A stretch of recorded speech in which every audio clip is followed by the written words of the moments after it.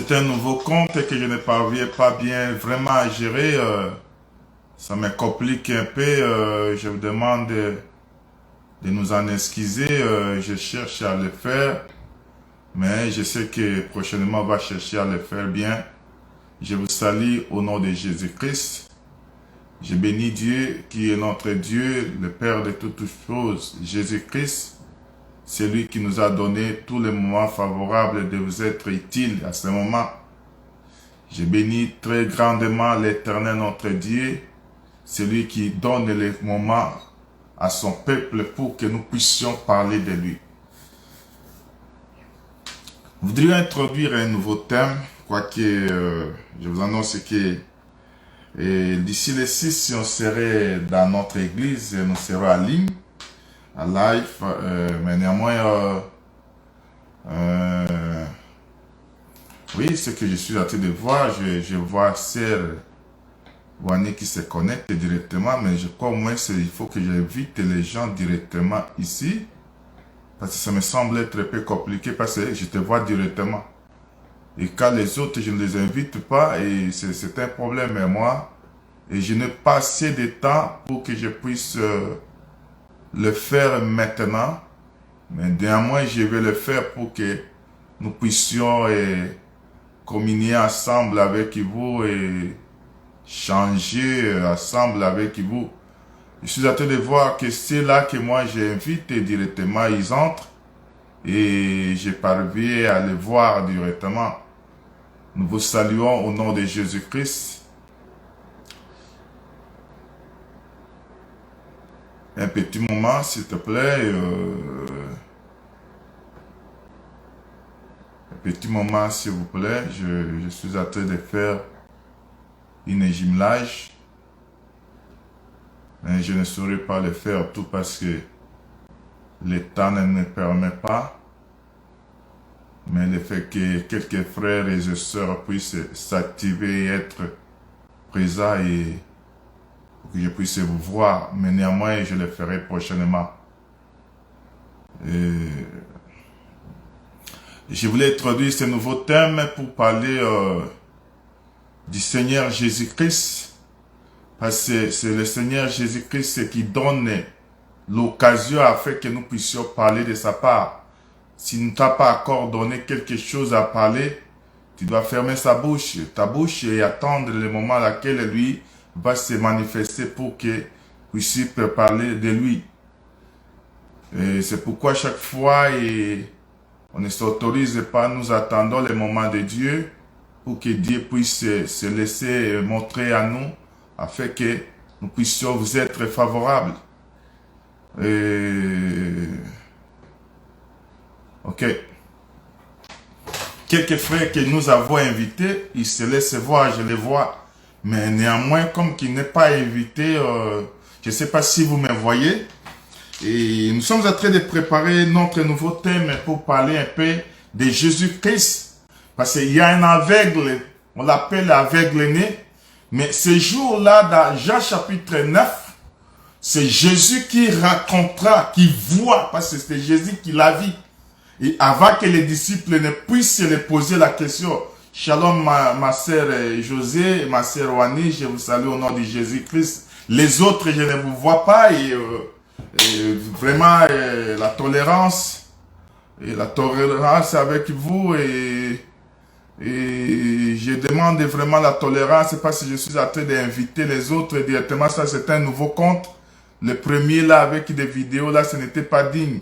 Mais néanmoins, je l'ai déjà arrangé pour que ça puisse se passer. Mais je crois prochainement qu'on serait vraiment en ligne ensemble avec vous. Mais veuillez me supporter parce que il y a d'autres frères qui devaient quand même se connecter. Mais néanmoins, ils ne parviennent pas à le faire. Comme j'ai invité la sœur et je le vois directement en ligne. Et c'est comme si c'est moi qui n'a pas encore fait que je puisse inviter en ligne tout le monde afin qu'ils puissent nous voir facilement. C'est ça. Mais une mesure de clémence à nous et parce que Dieu demande toujours que vous êtes plus préférés, vous êtes des gens qui que nous chérissons. Vous êtes très important, vous êtes très important pour nous et vous êtes les enfants de Dieu que nous avons vraiment de l'estime à vous et chaque fois nous vous demandons de la patience et de la tolérance. Et je crois c'est ce qui nous compliquait un peu, mais néanmoins je vais arranger ça dès que possible. Dès que possible, je vais arranger ça. Je demande d'ajouter quelques frères. Vous allez me tolérer un peu parce que tout ce qui se passe, ce n'est pas vraiment de notre vouloir, mais néanmoins, ce sont les réseaux sociaux. Les réseaux sociaux ont ces caprices bien-aimés et c'est ce qui fait que nous ne serons pas à mesure d'avoir la connaissance, c'est quoi que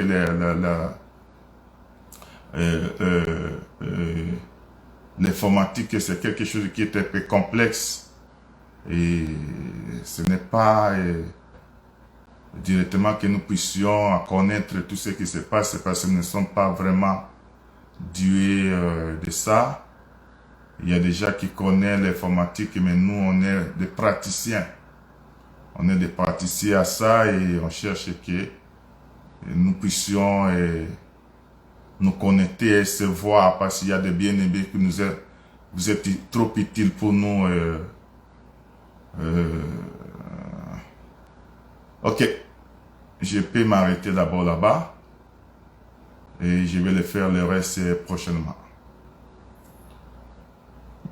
Que mon Dieu vous bénisse au nom de Jésus-Christ. Frère Jimmy, je vous salue au nom de Jésus-Christ. Ma sœur José, je vous salue tous au nom de Jésus. Nous introduisons notre thème, mais néanmoins aujourd'hui je ne peux pas entrer dans ce thème directement parce que je vais faire d'abord un parcours pour que l'état favorable, parce que le docteur Adelar qui est à Montréal, à Gatineau, il va nous rejoindre ici pour que nous puissions partager, prendre 3 mois avec lui, il va nous enseigner. Nous lui donnons vraiment l'état favorable et le souhaitant le bienvenu à Montréal. Et d'ici le 6, on serait en ligne dans notre église de Montréal. Et nous bénissons vraiment tout le monde qui a dû contribuer pour que cette œuvre de Montréal, vos prières nous a été vraiment très favorables. C'est pourquoi je ne pouvais pas vraiment entrer directement dans les nouveaux thèmes. Je vais passer à voler, mais néanmoins je vais exhorter dans l'exhortation et nous allons parcourir tous ensemble. Je vous salue frère Antonio, frère Rocky et tous, je vous salue au nom du Seigneur Jésus-Christ. Nous allons prendre le nouveau thème qui est dans Jean chapitre 9, les versets 25. Et tu verras que c'est un aveugle né, cet aveugle qui mendiait, un aveugle qui était au cours de la route. Et tout le monde se moquait parce qu'il était né, il n'a pas péché, il n'a pas fait, même les disciples, quand tu regardes à partir du verset 1 jusqu'à 42, tu lis ça, tu vas trouver ça. Mais néanmoins, quand lui fit rencontrer, parce que quand tu rencontres Jésus, en rencontrant Jésus, d'abord, il faut attendre. Quand tu attends Jésus que toi tu vois, nous avons dit que avant de voir un enfant de Dieu, il doit attendre. Et quand il a entendu parler de Jésus, Jésus l'a vu. Quand Jésus l'a vu, on est venu le prendre directement, il a rencontré Jésus. En écoutant Jésus, l'oreille doit être donnée. Et quand l'oreille est donnée, c'est de là où les yeux se donnent. Parce que notre yeux, c'est l'oreille. C'est pourquoi, frère, nous sommes en train de parler. Nous allons prendre un temps avec ces grands thèmes parce qu'il y a de bonnes choses à l'intérieur. Il y a de bonnes choses que nous allons partager, mais néanmoins, les moments ici, nous laissons les moments... et à partir du 6, nous allons nous rencontrer. C'est le docteur Adelar qui va commencer à nous enseigner jusqu'au 9e mois. Parce que j'avais pris la chair depuis le février 2020.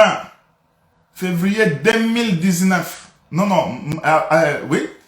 C'était avril 2019. Jusqu'à aujourd'hui, on est en train de prêcher parce qu'on était un peu seul, mais néanmoins, souvent le docteur venait, mais aujourd'hui, il va venir vraiment nous épauler pour qu'on se repose et puis on se concentre un peu pour que Dieu nous donne encore autre chose à vous communiquer. On doit vous communiquer des bonnes choses parce que vous êtes trop utile pour nous. Et tu vas comprendre que cet aveugle-là que nous allons parcourir à partir d'octobre, nous allons parcourir cet aveugle et vous verrez que Dieu ne manquera pas à nous bénir. Parce que Dieu, quand il amène sa parole, il amène toujours cette parole pour nous enseigner et pour guérir, pour corriger, pour ramener le cœur de ceux qui étaient déjà affligés vers le Seigneur Jésus-Christ. Mais néanmoins, écoutez aujourd'hui, Dieu qui appelle Moïse, je suis dans Exode chapitre 4, quand tu regardes dans verset 14, Exode chapitre 4, dans le verset 14, tu vas comprendre que Dieu appela Moïse. Verset 14, nous lisons au nom du Seigneur Jésus-Christ. Alors la colère de l'Éternel s'enflamma contre Moïse et dit, n'y a-t-il pas ton frère Aaron le Lévite? Je sais qu'il y parlera facilement. Le voici lui-même qui vient au-devant de toi. Et quand il te verra, il se réjouira dans son cœur. Tu lui parleras et tu mettras les paroles dans sa bouche. Shalom Olivier Fillon, nous vous saluons au nom de Jésus. Tu mettras la parole dans sa bouche. Et moi je serai avec ta bouche et sa bouche. Et je vous enseignerai ce que vous aurez à faire. Il parlera pour toi au peuple. Il te servira de bouche. Et tu tiendras pour lui la place de Dieu. Tu vas comprendre ici que Dieu qui raconte Moïse, racontera Moïse et Dieu envoya Moïse. Mais quand il est en train d'envoyer Moïse, parce que le travail, l'œuvre de Dieu, frère, servir, aller avec Dieu, ce n'est pas quelque chose de facile de diriger son peuple.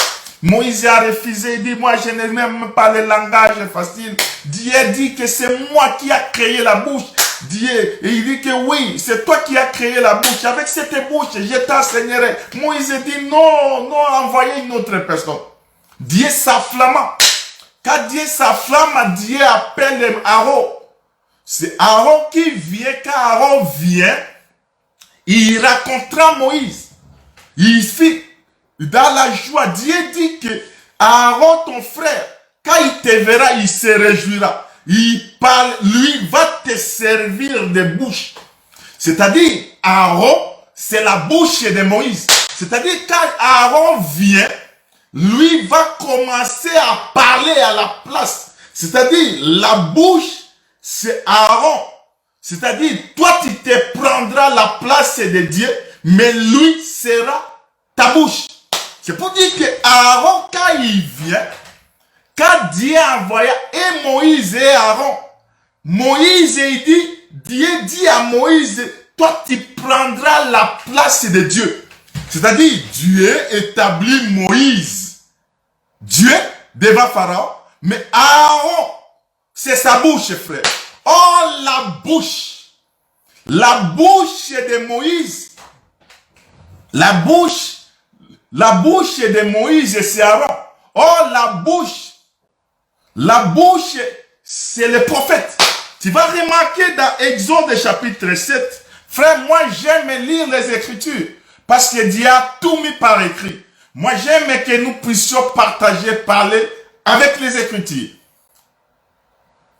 Dieu prend Aaron, dans Exode chapitre 10, verset 1er, tu vas remarquer que l'Éternel dit à Moïse, vois, je t'ai fait Dieu pour Pharaon. Et Aaron, ton frère, sera ton prophète. C'est-à-dire, la bouche, c'est le prophète. C'est pourquoi tu vas remarquer que Aaron, qui est la bouche de Moïse, Aaron, pour parler, il faut que cela doit sortir de Moïse. C'est pour dire que Aaron, l'intérieur d'Aaron, c'est caché Moïse. C'est pour dire que Aaron, qui est la bouche, l'intérieur d'Aaron, c'est son cœur. C'est pourquoi la Bible dit, frère, la Bible nous parle dans Matthieu chapitre 12, verset 34, Il dit que c'est dans l'abondance du cœur que la bouche parle. La bouche, quand tu vois la bouche s'ouvrir, c'est parce que le cœur est dans l'abondance. Et quand le cœur est dans l'abondance, que la bouche parle. Or, la bouche, c'est le prophète. Et tu verras que le prophète, quand il vient parce qu'il vient, ainsi dit le Seigneur. C'est pour dire que le prophète qui vient au devant du peuple, il vient non avec leurs paroles, mais il se sert de bouche pour expliquer au peuple qu'est-ce que Dieu a dit. C'est-à-dire Dieu qui est Moïse, c'est le cœur d'Aaron. Tu vas comprendre que dans Psaume chapitre 81, verset 11, c'est l'Éternel qui remplit nos bouches. Quand tu lis 81, verset 11, la Bible dit que c'est l'Éternel qui remplit nos bouches. C'est pour dire que l'Éternel, c'est ce qui est caché. Ce qui est caché, c'est notre cœur. Or, le cœur, quand le cœur est dans l'abondance, que la bouche parle. Et tu vas remarquer que quand le cœur d'Aaron est rempli, c'est-à-dire Dieu qui communique au prophète pour que les prophètes puissent parler de la part. C'est pourquoi la Bible dit que c'est poussé par le Saint-Esprit que les hommes ont parlé de la part de l'Éternel. Ça poussé par le Saint-Esprit, aucun de nous ne peut parler. C'est-à-dire, le Saint-Esprit, c'est l'intérieur, notre cœur, c'est lui Dieu, et nous, les prophètes. Le prophète qui est Aaron doit prendre cette bouche-là, prononcer. C'est pourquoi, frère, la Bible, Proverbe chapitre 10, verset 11 dit que la bouche du juste est une source de vie. La bouche que nous avons ici, la bouche du juste, elle est une source de vie. C'est-à-dire, il y a toute une vie cachée à l'intérieur de la bouche. Et cette vie qui est cachée, c'est Dieu. C'est Moïse, frère. C'est pourquoi, frère, la bouche qui était servie, c'est les prophètes. C'est pourquoi Pharaon, quand Pharaon voit Moïse, il connaît mieux Moïse. Mais pour parler, Moïse dit à Aaron de parler au peuple. Il vient parler au peuple et il prend la place de Dieu devant Pharaon. C'est pourquoi, frère, tu vas comprendre ici que c'est lui qui vient au nom de Dieu. C'est lui-même encore le prophète. C'est pour dire que Aaron, c'est un prophète, et Moïse, c'est un prophète. C'est pourquoi tu vas comprendre, frère, qu'à Josué, quand il est en train de regarder, il regarde et il dit, il n'y a pas un grand prophète comme Moïse. C'est-à-dire, Moïse, c'est un grand prophète. Moïse, quand lui est venu, quand tu regardes dans Deutéronome chapitre 34, parce qu'on fait parler les Écritures, frère.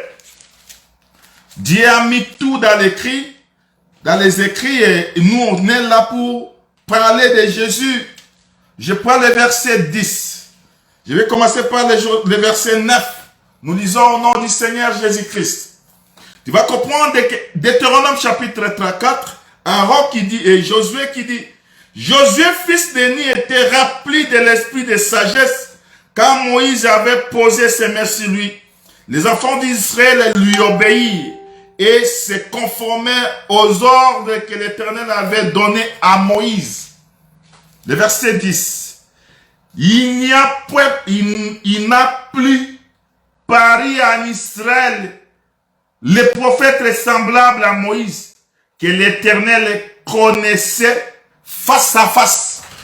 C'est pas dire que Moïse qui est venu, c'est lui, on dit que le grand prophète. Le Moïse, c'est-à-dire, il y a des prophètes qui viennent, le verset 11, nul ne peut lui être comparé pour tous ces signes et des miracles que Dieu l'envoya faire en Égypte, au pays d'Égypte, contre Pharaon, contre ses serviteurs et contre tout le pays. C'est pour dire qu'il y a des prophètes qui venaient, les prophètes qui étaient envoyés, mais Aaron est le plus grand. Non, Moïse est le plus grand prophète. C'est-à-dire qu'il n'y a pas un prophète qui peut être comparé à Moïse. Josué, quand il vient, il témoigne le Moïse. Il dit qu'il n'y a pas un grand prophète comme Moïse. Lui, c'est le grand. Lui, c'est le prophète supérieur qui est au-dessus. Lui, c'est le sommet parmi tous les prophètes. C'est pourquoi, frère, quand lui est venu, il était le plus élevé. Le plus élevé de tout. Moïse était le plus grand de tous les prophètes. Mais quand tu vas regarder Moïse, Aaron, après Aaron qui vient témoigner. C'est pourquoi, frère, oh Moïse, nous regardons dans Exode chapitre 2. Shalom, shalom, Jobé, mon frère bien-aimé, je vous salue. Quand tu regardes Aaron et Moïse est plutôt en partant de sa naissance. Dans Exode chapitre 2, quand tu descends à partir du verset 3, tu vas trouver que le Moïse à sa naissance, c'était tout un roseau. Parce qu'on a mis cet enfant dans les jottes et on l'a amené dans des roseaux. Lui était caché, c'est de là où Moïse était trouvé, la fille de Pharaon est venue rencontrer Moïse. Tu vas comprendre que quand la fille de Pharaon rencontra Moïse là-bas, c'était quelque chose de caché qui doit s'accomplir. C'est pourquoi, frère, tu vas comprendre que Jésus, quand lui est venu, lui, frère, Josué par excellence, quand lui est venu, il doit témoigner. Il doit témoigner le Moïse par excellence. C'est pourquoi, frère, Moïse ici, je prends le livre, quand je prends le livre de Luc chapitre 7, Luc chapitre 7, le livre de Luc chapitre 7, je prends le verset 24. Je prends le verset 24 et nous lisons au nom du Seigneur Jésus-Christ. Lorsque les envoyés des gens firent partie, Jésus s'est mis à dire à la foule au sujet des gens, qu'êtes-vous allé voir au désert? Un roseau agité par le vent. Mais qu'êtes-vous allé voir? Un homme vêtu d'habits précieux. Voici ceux qui portent les habits précieux, magnifiques et qui vivent dans les délices sont dans la maison du roi. Qu'êtes-vous allé voir? Un prophète, oui, vous dis-je, et plus qu'un prophète. C'est lui dont il est écrit, voici j'envoie. C'est-à-dire, il est venu comme un prophète. C'est-à-dire, Jésus, quand il regarde, il dit, qu'est-ce que vous êtes allé voir? Après, quand Jean-Baptiste est dans la prison, il attendait parler de Jésus. Il envoie ses disciples pour aller demander à Jésus la confirmation est que c'est lui ou qu'on peut attendre l'autre. Mais Moïse, Jésus, pour répondre à Moïse, il prend, il fait des miracles. Les boiteux sautent comme des cerfs. Il guérit les aveugles. Il ressuscite les morts. Il fait des miracles. Il dit, va rapporter à Jean-Baptiste ce que vous avez vu et ce que vous avez attendu. Et quand les autres rapportant, ils rentrent voir les prophètes. Jésus reste. Il commence à faire des éloges, de témoigner sur Jean-Baptiste. Il dit, qu'est-ce que vous êtes allés voir? Un roseau agité par le vent. Je vous dis qu'il y a des prophètes, mais celui-là, il est plus qu'un prophète. C'est pour dire que Moïse, qui était ramassé dans le roseau, c'est le même Moïse qu'on a trouvé encore dans le roseau, c'est lui Jean-Baptiste. Jean-Baptiste ici, C'est lui qui est venu. Il est venu avant. Il est venu avant Aaron. Oh, Aaron, ici, il faut comprendre et faire le contexte. Moïse qui était venu avant, c'est lui qui a rencontré. Mais tu vas comprendre que Moïse était ramassé dans les roseaux. Le même encore, quand tu rentres dans la Luc chapitre 7, tu vas trouver encore qu'on a ramassé encore. Jésus parle du roseau agité par le vent. Oh, le roseau, c'est pour dire que Jean-Baptiste, c'est lui le vrai Moïse. Tu ne verras que frère, quand Moïse rencontra Dieu, après avoir rencontré Dieu, il faut que Moïse qu'on puisse envoyer Aaron, et Aaron sera l'interprète. Tu vas comprendre que quand Aaron vient, il vient expliquer Moïse. Mais ici, dans le contexte, ici, frère, j'ai fait une version, parce qu'ici, c'était un mouvement, frère. Moïse, ici, c'est celui qui est venu avant. Mais la Bible dit qu'il est venu comme envoyé.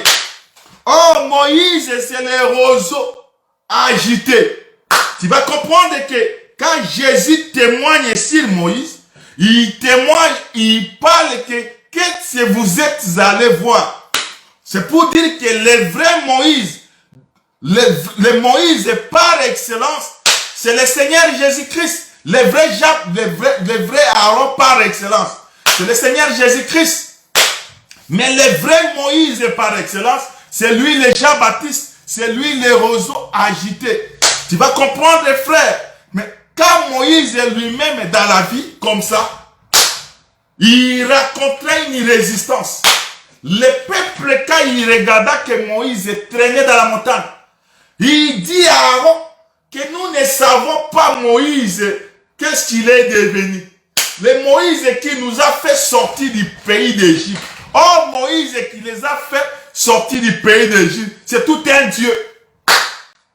Parce que c'est la Bible qui dit, dans Exode chapitre 7, il dit, je t'ai fait Dieu. C'est-à-dire, Moïse était tout un Dieu devant Israël. Mais arrivé à la montagne, au désert, Moïse monte dans la montagne, il fait 40 jours. Mais le peuple restait eux-mêmes. Il demandait à Aaron, nous ne savons pas, c'est Moïse qui nous a fait sortir du pays d'Égypte. Oh, c'est lui qui les a fait sortir du pays d'Égypte, c'est Moïse, tout un Dieu. Mais quand Moïse sort, fait sortir ce peuple du pays de l'Égypte, Moïse vient au nom de l'Éternel. Mais quand Moïse est parti, Aaron, le peuple a demandé, nous voudrions avoir un Dieu qui marche avec nous. Nous voudrions avoir un Dieu qui est permanent avec nous. Parce que c'est Moïse, nous ne savons pas comment il est devenu. C'est-à-dire, Moïse nous a abandonnés. Mais Dieu, tu vas comprendre, je laisse là-bas parce qu'il y a beaucoup de choses, des mouvements là-bas. Mais Dieu, ce jour-là, Moïse, quand il descenda, il dit, nous ne voulons plus attendre Moïse. Nous ne voulons plus attendre Dieu. Nous voudrions, frère, écouter. Nous ne voulons plus t'écouter, Dieu, parce que quand Dieu parle, il y a des tremblements de terre. Il y a beaucoup de choses qui descendent. Il y a le tonnerre. Quand Dieu descend dans la montagne de Sinaï, il y a du tonnerre qui descend. Le peuple ne pouvait pas supporter. Mais tu remarqueras que dans Deutéronome 18, verset 15, Dieu qui dit à Moïse, Moïse dit au peuple que les peuples m'ont rejeté, Dieu qui ne t'ont pas rejeté, ils m'ont rejeté moi. Je leur susciterai encore un autre Moïse, comme toi. C'est pour dire que Moïse qui est venu n'a pas pu sauver. Moïse qui est venu, il a amené la loi. En amenant la loi n'a pas pu sauver le peuple. C'est pourquoi le peuple, quand il regardait, il dit que Moïse qui est venu, il nous a amené le parabole. Il ne parle pas ouvertement. Nous cherchons un homme qui doit nous parler ouvertement. Et cet homme, quand il doit venir, il doit nous expliquer. C'est pourquoi Moïse dit que l'Éternel vous suscitera encore un autre Moïse comme toi, comme moi. C'est lui que vous allez écouter. Mais tu vas comprendre que quand Moïse disait, il parlait du Moïse qui doit revenir. Un autre, c'est-à-dire Moïse qui était le prophète, il cherche encore qu'un autre prophète viendra. Quand l'autre prophète viendra, lui viendra avec la loi expliquée. Parce que la loi de Moïse a amené la mort. Les gens n'ont pas pu vivre. La loi de Moïse a amené les dents sur dents. Et pour eux, Israël les gémissait. Il faut un autre Moïse. Quand lui vient, lui il prend la même loi de Moïse. Mais il explique cela, frère. C'est-à-dire, quand Moïse vient, il vient avec la loi expliquée. C'est ça même Exode, c'est ça même Ésaïe 8, 20, frère. À la loi au témoignage. Mais tu vas comprendre, frère. Tu vas comprendre que c'est Moïse qui est toute une parabole à Israël. C'est Moïse, en venant dans le monde, il a parlé en parabole. Les gens ne pouvaient pas l'écouter. Mais c'est pourquoi dans Matthieu chapitre 13, verset 13, tu commences par le verset 10. Tu vas comprendre que Jésus, quand il vient lui aussi, il commence à employer la parabole. Il commence à parler en parabole. Les disciples l'écoutèrent et posèrent la question à Jésus. Pourquoi leur parle-t-il en parabole? Parce que toi, nous savons que c'est toi, le Moïse qui doit venir, qui ne parlera plus en parabole.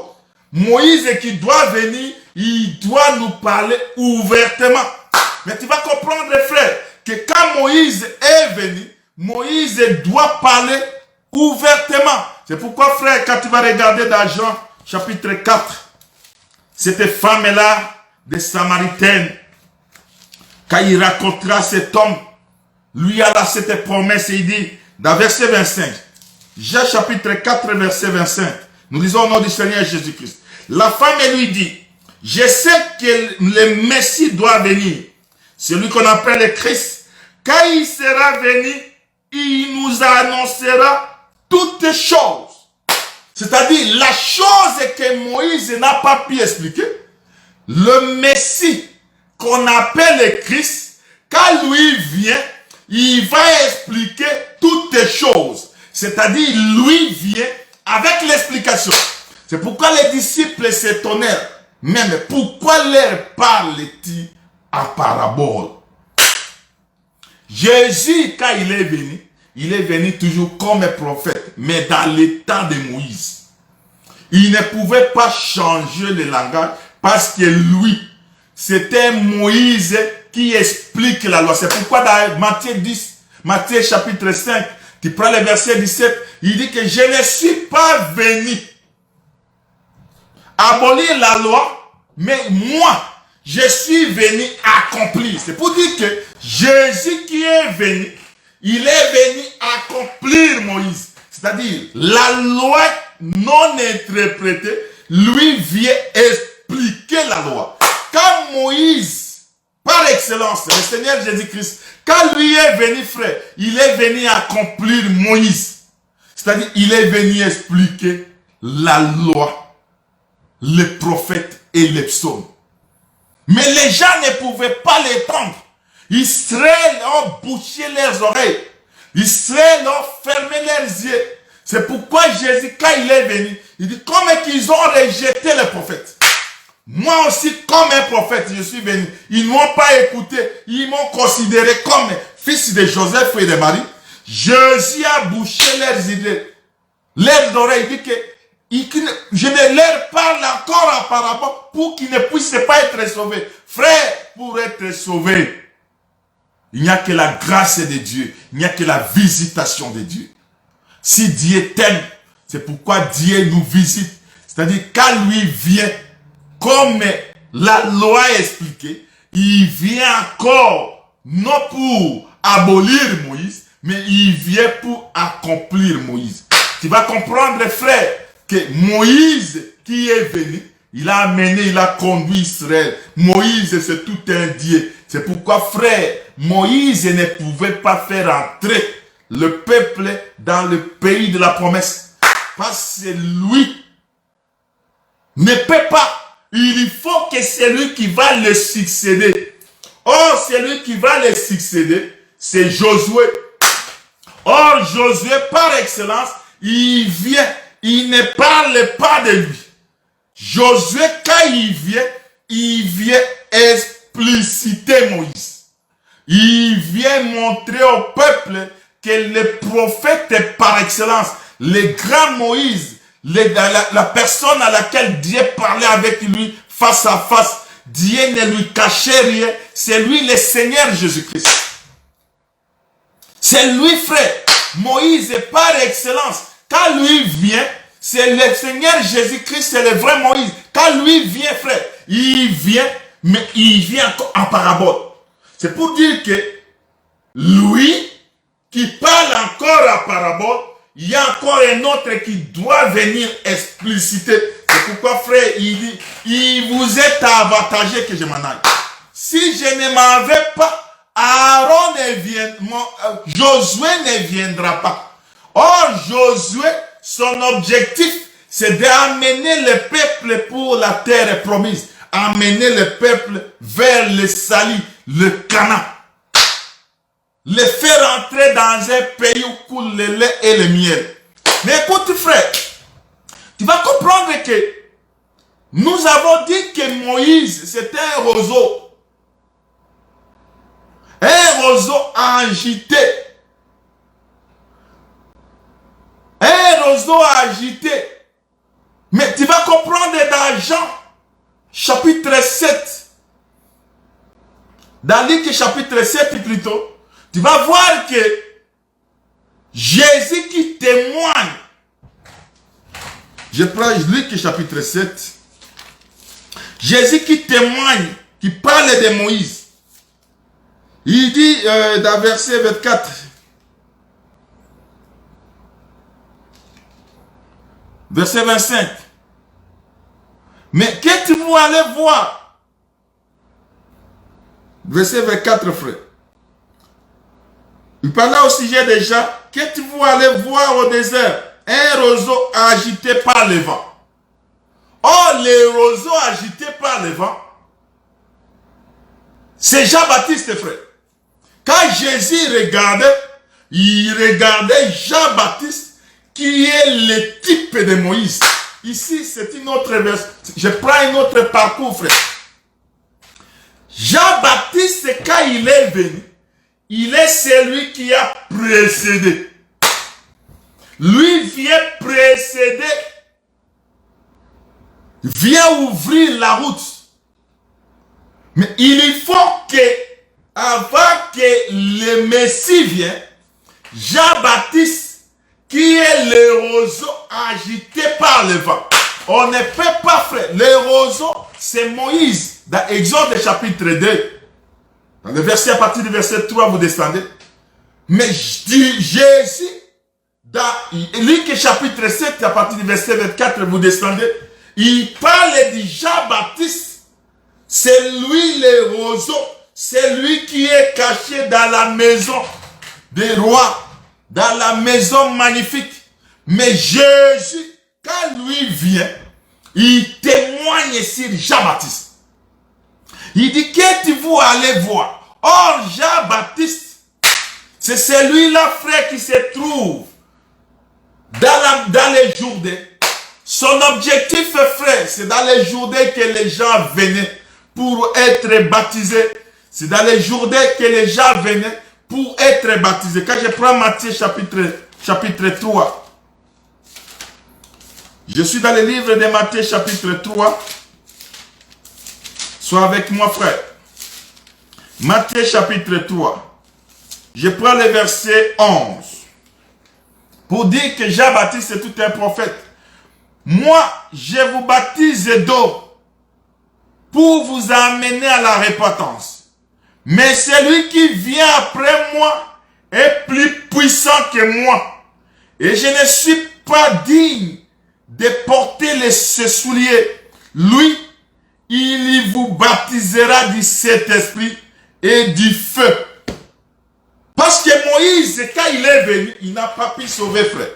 Mais celui qui vient, Moïse, quand tu regardes la rencontre avec Dieu dans Exode chapitre 4, Dieu dit, ôte tes souliers. C'est-à-dire Moïse n'était pas digne de racheter le peuple. Moïse n'était pas capable, avec les capacités de venir racheter. Mais il faut l'autre Moïse qui vient. La Bible dit dans Matthieu chapitre 3, dans le verset 11, j'ai dit qu'il n'est pas digne même de toucher ce courroie de souliers. Parce que lui n'ôte pas les souliers aux pieds. Oh, les souliers, c'est le rachat, frère. C'est lui, frère. Quand lui vient, il n'ôte pas les souliers. C'est pourquoi quand il est venu, c'est lui qui doit racheter, frère. Quand lui vient racheter, quand tu regardes dans Matthieu chapitre 3, dans le verset maintenant 13. Alors Jésus vint de la Galilée au Jourdain vers Jean pour être baptisé par lui. Mais Jean s'y opposait en disant, c'est moi qui ai besoin d'être baptisé par toi et tu viens à moi. Jésus lui répondit, laisse faire maintenant car il est convenant que nous accomplissions ainsi ce qui est juste. Il vient accomplir ce qui est juste. Jésus qui vient ici, qu'est-ce que c'est ce qui est juste? Oh, ce qui est juste ici est que le plus petit qui est Jean-Baptiste, comme Moïse est le plus petit. Tu vas remarquer, frère, Moïse est dans Exode chapitre 29, dans le verset 4. C'est Moïse qui doit laver Aaron. Oh, Aaron, c'est l'aîné. Aaron, c'est le grand frère à Moïse. Tu vas remarquer que quand Aaron vient, Moïse doit déshabiller le grand frère. C'est-à-dire le grand frère qui était voilé, Moïse, quand il vient, il dévoile celui qui est. Le voile ici, la Bible dit que l'habillement couvre la nudité. Oh, la nudité, c'est le grand frère qui doit se laisser ouvert, se laisser manifester, afin que le petit frère dévoile au monde, à la face du monde, que le grand frère est unique. C'est pourquoi, frère, tu vas remarquer dans Genèse, dans la tente, c'est Noé, après avoir habillé. Après avoir habillé, frère, il se découvre nu dans la tente. En se découvrant nu, il se laisse vide. Mais son fils Charles, quand il entre dans la tente, il trouva le père nu. Il vient rapporter à ses frères que maintenant ici, venez voir notre père qui se cachait. Aujourd'hui, le père s'est laissé découvert. Il est nu dans la tente. Mais les autres frères, ils ont refusé de voir la nudité du père. C'est pourquoi, frère, aujourd'hui, il y a toute une voile qui est couverte dans leur face. Ils ne parviennent pas à voir le père qui est nu, frère. Oh, la nudité du père, cela parle du tabernacle. Le tabernacle avec 3 parties. Le parvis, les lieux saints et les lieux saints des saints. Or, dans les lieux saints des saints, c'est là où se cachait le Père.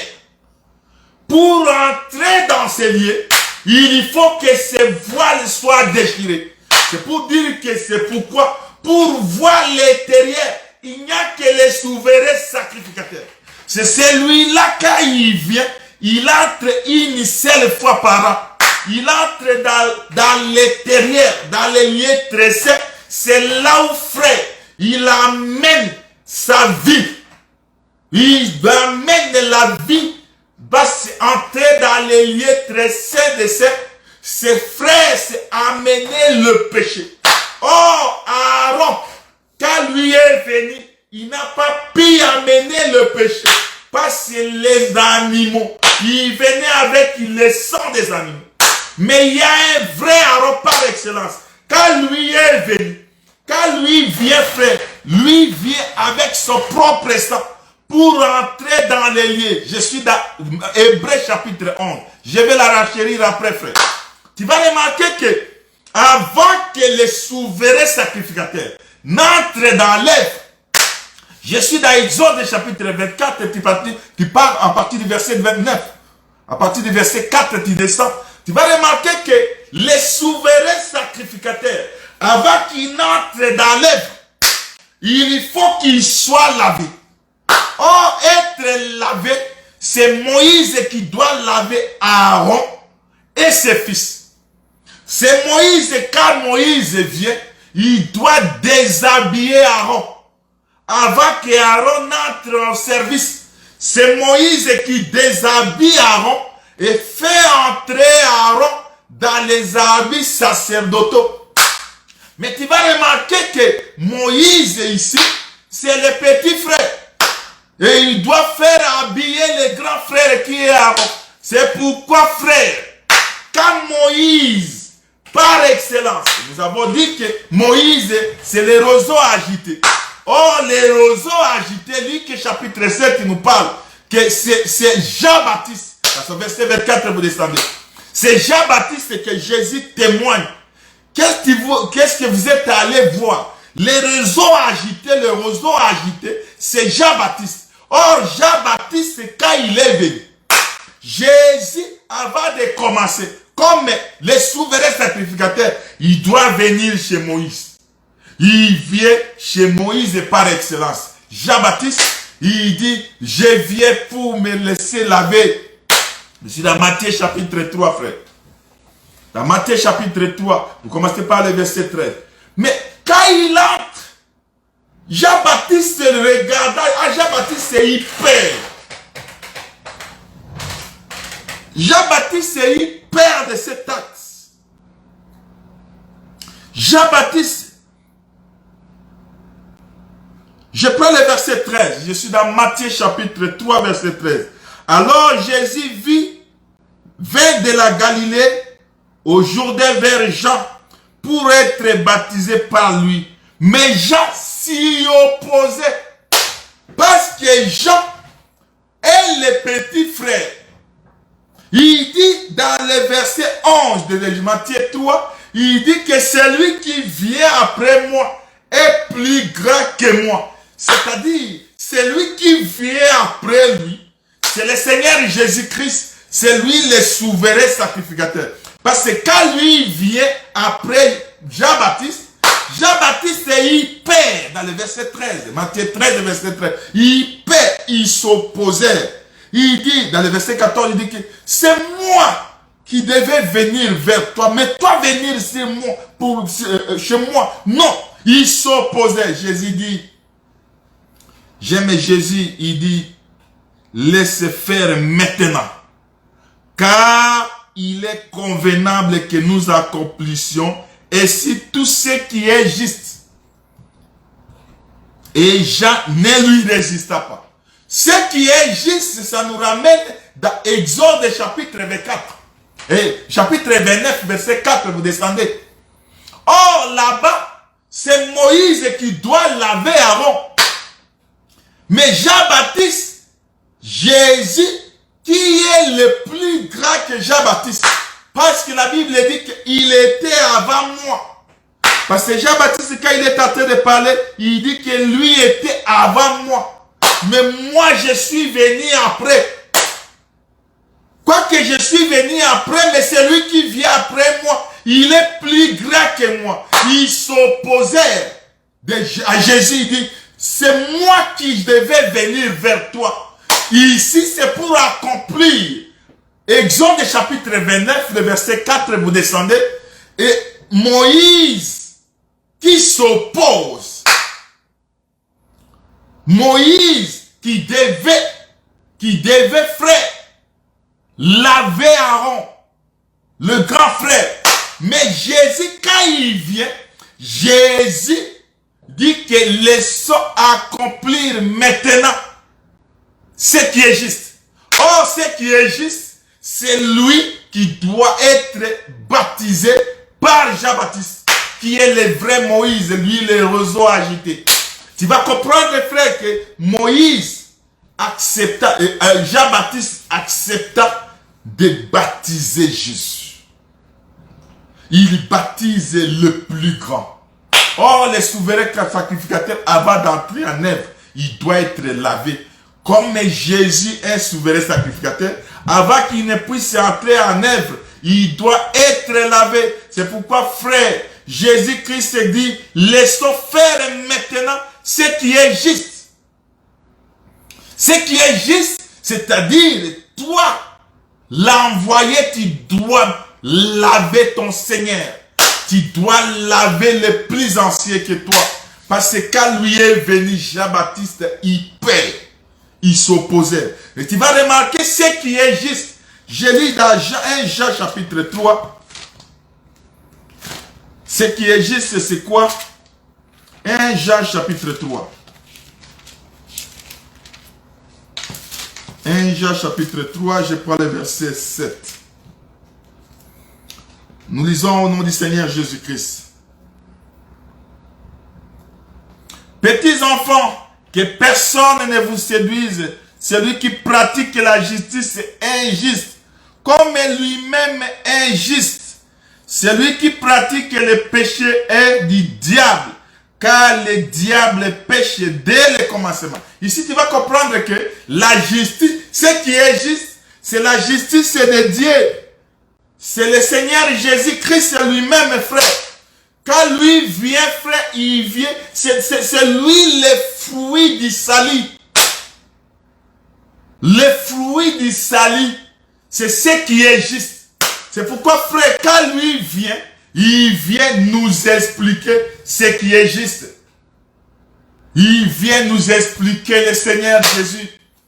Il vient, c'est pourquoi, frère, tu vas remarquer, quand lui vient, frère, il vient chez Jean-Baptiste, Jean-Baptiste qui lui baptise. À lui baptiser, le ciel doit s'ouvrir.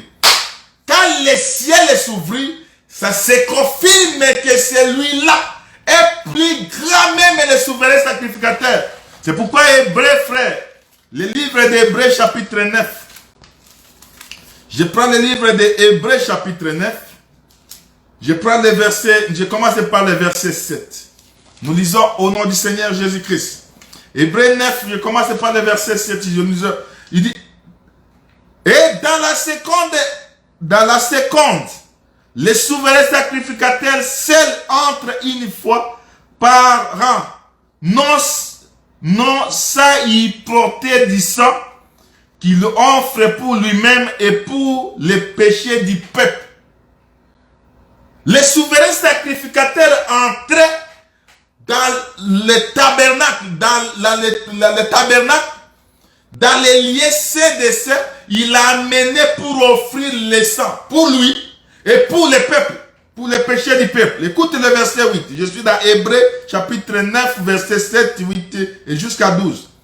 Le Saint-Esprit montrait par là que le chemin du lieu très saint n'était pas encore ouvert. Paul est en train de nous expliquer que l'action que les souverains sacrificateurs faisaient, amener le sang des animaux, c'est pour dire que le chemin du lieu très saint n'était pas encore ouvert. Je continue. Tant que le premier tabernacle subsistait. Ici, on parle du premier tabernacle dont les souverains sacrificateurs étaient Aaron. Écoutez, verset 9, frère. Je suis dans Hébreu chapitre 9. Je prends le verset 9 maintenant. C'est un symbole pour l'état présent. Il signifie que les dons et les sacrifices présentés ne peuvent rendre parfait sous le rapport de la conscience celui qui rend ses cultes. Tout cela qui faisait, qui rendait le culte. Frère, les sacrifices qu'ils présentaient ne pouvait pas, frère, les rendre pire. Sera parlé d'une sacerdoce à laquelle ça ne pouvait pas sauver, ça ne pouvait pas délivrer, ça ne pouvait pas rendre utile le peuple, sauver le peuple. C'est pourquoi le verset 10 dit, ils étaient avec des aliments, les boissons, des diverses ablutions, des ordonnances charnelles, et posées seulement jusqu'à une époque de réformation. Ils amenaient des boissons, ils amenaient des sacrifices charnels, des ordonnances charnelles, ils venaient avec des boissons et des ablutions. Ils faisaient tout ça dans leur époque, jusqu'à une époque de réformation. Tu vas comprendre ici, frère. Mais, quand Paul est en train d'expliquer cela, il est en train de nous montrer que les ordonnances-là ne pouvaient pas délivrer.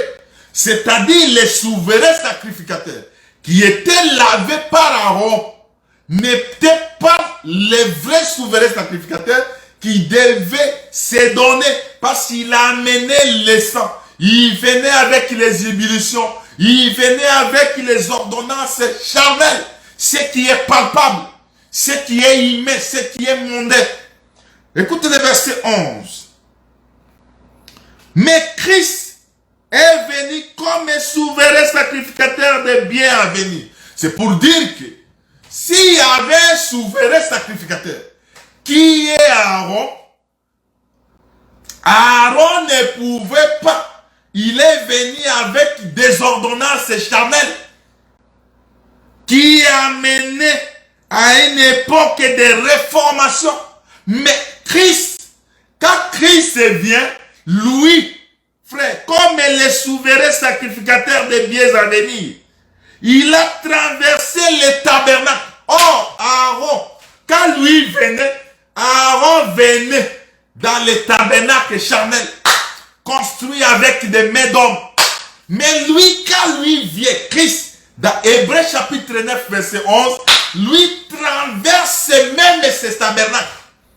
Parce que lui, je prends le verset, je suis dans le verset 11, il dit, il a traversé les tabernacles les plus grands et plus parfaits. Or, ce qui est parfait n'est pas terrestre, frère. Lui est venu avec un tabernacle qui est céleste. Lui a traversé, qui n'est pas construit des mains d'homme. C'est-à-dire, lui a mené, parce que le tabernacle que Moïse a mené, c'était le tabernacle qui était type. Dieu dit à Moïse, il dit, faites la copie. Va construire le tabernacle selon les modèles que tu vois. C'est-à-dire, le tabernacle terrestre était l'image du vrai tabernacle qui était céleste, qui était caché. Oh, Christ, lui, quand lui vient, il traverse le tabernacle qui n'est pas de main d'homme, qui n'est pas construit des hommes, qui n'est pas charnel, qui n'est pas de ce monde. Et il lui traverse, la Bible dit qu'il traverse un tabernacle grand et le plus parfait. Quand lui traverse, frère, il traverse avec quoi? C'est-à-dire qu'il n'est pas de cette création. C'est-à-dire quand Jésus est venu, il a traversé le tabernacle non qui est copie du souverain sacrificateur Aaron, mais lui, il traverse le tabernacle qui n'est pas de cette création. Or, il y a deux créations. La création invisible et la création visible. Or, la création visible est la copie de ce qui est de la création invisible. Mais Jésus, quand lui vient, il traverse le tabernacle qui n'est pas de cette nature, de ce monde. Lui traverse le tabernacle le plus excellent, le plus grand, le plus parfait. Oh, ce tabernacle, dans le verset 12, il dit, et il est entré une fois pour toutes dans les lieux très saints. Aaron entrait avec le péché et il sortait. Parce que lui, frère, quand Aaron entre dans le tabernacle, il y avait des fils qu'on doit attacher dans son pied. Et on met dans ses pieds, il y avait des grenades. C'est-à-dire, quand c'est lui qui est le sacrificateur est dehors, quand il tire la corde, lui, Aaron bouge les pieds, et il attaque, il est vivant. Parce qu'on ne peut pas entrer là-bas. Sinon, tu vas mourir, et il doit entrer une seule fois. Mais lui, Jésus, quand lui est venu, il est entré dans les lieux très saints, non avec le sang de bouc et de veau, mais avec son propre sang, et il a obtenu une rédemption éternelle. C'est pourquoi Jésus, comme souverain sacrificateur par excellence, lui n'est pas venu. Parce que quand lui, après être lavé par Jean-Baptiste, lui, frère, est entré dans le tabernacle, non de cette terre, non de cette créature. Lui est entré une seule fois. Il est entré, il a percé. C'est pourquoi, frère, quand lui renda l'âme, frère, la Bible dit que les rideaux du tabernacle se déchiraient en deux. C'est-à-dire, là où c'était caché, là où c'était, les gens ne parvenaient pas à voir. Nous tous, moi qui n'étais pas digne, nous qui n'étions pas là, qui n'avions même pas la part de ces choses. Nous qui n'avions pas la part dans des choses de Dieu. Mais ce jour-là, frère, à cause de la mort de Jésus-Christ, Jésus a ouvert, il a inauguré le chemin à laquelle nous avons vu. Nous sommes entrés dans les lieux très saints. Nous voyons ce qui était caché. Aujourd'hui, frère, nous, comme Cham, quand nous sommes entrés, frère, nous sommes entrés dans la tente de Noé. Noé s'est dévoilé nu. Cham, quand il a vu la nudité. Or, Cham ne pouvait pas la nudité du Père. Parce que la Bible dit, frère, celui qui voit la nudité du Père est maudit. Or, quand nous avons vu la nudité du Père, au lieu que le Père, parce que le Père s'est réveillé, frère. Le Père a se réveillé, frère. Ici, frère, l'ivresse d'Aaron, c'est toute une ordonnance. C'est la mort. La Bible dit qu'il s'est endormi. Il s'est endormi dans sa tente. Or, s'endormir de Noé, c'était la mort de Noé. À la mort de Noé, nous avons parvenu à rentrer dans les lieux très saints. Or, quand le Père, nous avons vu la nudité du Père, nous on est sauvés, frère. Au lieu que le Père vienne maudire Cham, il n'a pas maudit Cham, mais il a dit que Cana, la traille de Cham, oh, c'est lui qui est notre traille, c'est lui qui est à l'intérieur de nous, c'est le Fils. Oh, le Fils, par l'excellence, c'est le Seigneur Jésus-Christ. C'est pourquoi Jean chapitre 5 et Jean chapitre 15 qui dit, c'est lui qui a le Fils à la vie. Comme que nous avons le Fils, nous avons Jésus à nous. Frère, le Fils va porter le péché du Père. C'est pourquoi nous, frères, qui méritons la malédiction, nous qui méritons la mort, nous qui devons être morts, mais le Fils qui est sorti, oh Cham, c'est là où, frère, les repos, c'est lui le sabbat. C'est-à-dire, quand toi tu entres dans Cham, tu as le repos, frère. C'est pourquoi quand le repos est venu, frère, il est venu nous donner le repos. Quand lui est venu, frère, il est venu donner le repos. Toi et moi aujourd'hui, nous sommes dans le repos, dans le Seigneur Jésus-Christ. Jésus-Christ, le vrai Cana. Quand Cana vient, frère, Cana apporte, il amène le péché. Il a porté le péché qu'il n'a pas fait, qui n'a pas péché. Lui n'a pas porté péché, frère. On n'a pas trouvé le péché à lui. Mais à cause de toi et de moi, il a porté le péché. Il a supporté ce péché. Il s'est fait péché pour nous. C'est pourquoi, frère, les souverains sacrificateurs qui est entré pour des mots, c'était pour ayant obtenu une rédemption éternelle.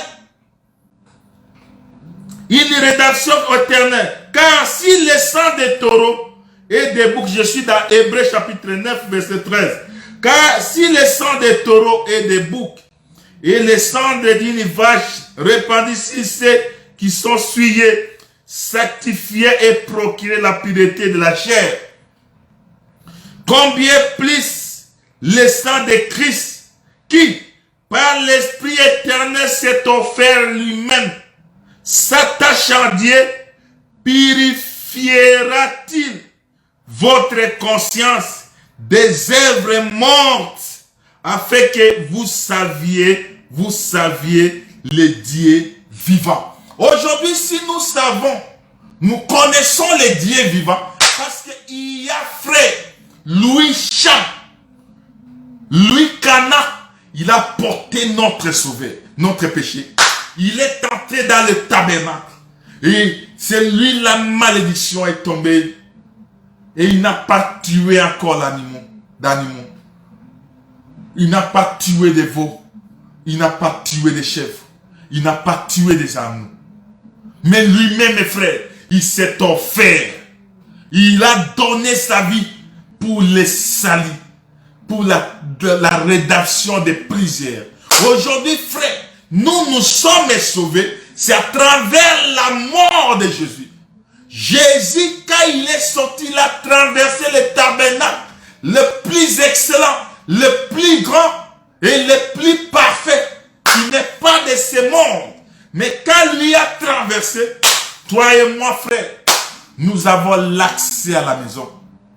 C'est pourquoi, frère, le vrai souverain sacrificateur, c'est le Seigneur Jésus-Christ. C'est lui le vrai sacrificateur. Quand lui vient, frère, comme qu'il s'était lavé, lui a porté tout, frère. C'est pourquoi, frère, comme quand on offrait les animaux, on offrait les agneaux, on offrait les chèvres. Jean-Baptiste, quand lui voyait Jésus, quand tu regardes dans Matthieu, parce que Jean avait vu Jésus des fois. Il avait vu pour la première fois, il a envoyé les gens. Pour la deuxième fois, il a vu, il dit, voici l'agneau. C'est pourquoi les disciples ont quitté Jean. Quand il dit, voici l'agneau de Dieu. Lui, c'était tout un animal, frère. Un animal de sacrifice. Lui a porté le péché. Il dit, voici l'agneau de Dieu. C'est celui qui ôte le péché du monde. Aujourd'hui, frère, nous sommes attachés à lui parce que lui a porté notre péché. Il a porté notre ignominie. Il a porté tout ce qui était chargé pour nous. Aujourd'hui, frère, nous sommes dans la joie. Nous pouvons chanter parce qu'il y a un homme a vécu la mort. Un homme a pris notre place. Il s'est donné la mort à cause de toi. Et aujourd'hui, frère, il a traversé le tabernacle le plus. C'est lui, frère, le souverain sacrificateur par excellence. Attachons-nous à ce souverain sacrificateur. Parce que lui, frère, il s'est donné lui-même pour nous. C'est pourquoi nous l'aimons, frère, parce que lui nous a aimés les premiers. C'est pourquoi nous le prions, parce que lui nous a aimés les premiers, frère. Il nous a regardés là où nous étions. On était des péchés, c'est nous qui devons mourir. C'est nous qui devons être tués. C'est nous qui devions porter les péchés, qui pouvaient porter toutes les souffrances, toutes les misères, la charge du péché. Oh, la Bible dit que le salaire du péché, c'est la mort. C'est toi et moi qui est péché. Mais nous devrions subir le péché. Nous devons trouver la souffrance de notre péché. Mais il y a un homme qui vient, il dit, restez calme, je combattrai pour vous, frère. C'est lui qui vient, frère. C'est lui, frère, qui vient combattre pour nous. Lui, frère, qui était un lion. Tu vas remarquer, frère, dans la mer Rouge, la Bible dit que la nuée qui précédait Israël était devant.